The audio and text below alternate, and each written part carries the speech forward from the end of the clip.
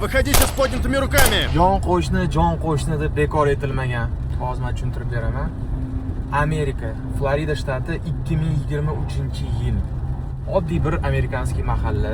Hammani farzandi bor o'tdi, o'zini ishlari bor, lekin bitta qo'shni ayol kishi, yoshi katta ayol kishi, mana ko'rib turibsizlar uni. Na farzandi, na oilasi bor. Faqatgina u ayol pretenziya qilaveradi. Har gal shu bolalar shug'ullansa, politsiyani chaqirishni boshlaydi va tuhmat qilishni boshlaydi. Bu bolalar meni uyimga o'g'irlikka kiryapti yoki meni mashinamni eshigini sindiryapti deb tuhmat qilib chaqiraveradi politsiyani. Politsiya keladi, tekshiradi, so'roq qiladi. Hamma qo'shnilar bir ovoz aytadiki, "Yo'q, bu shunaqa o'zi, bitta shu ayol problema qilaveradi bizga" deb murojaat qilishadi.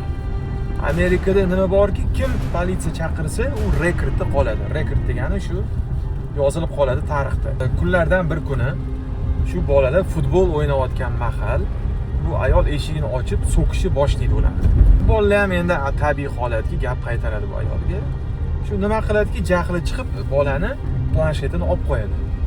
Bu planshetini olib qo'ygandan keyin u bola eshigini taqillatib, "Olib kel meni planshetim" degandan keyin u bolaga qarata ikkita rolikka otadi. Uchadigan rolikka otadi, qaranglar, mana shu narsani otadi. Keyin bola nima qiladi? Yig'lab borib ota-onasiga shikoyat qiladi. Ya'ni otasi ishda bo'ladi, onasiga shikoyat qiladi. Onasi ham shu bolasini himoya qilish maqsadida chiqib, qo'shnisidan so'ragani chiqadi. Nimaga sen unaqa qilding deb.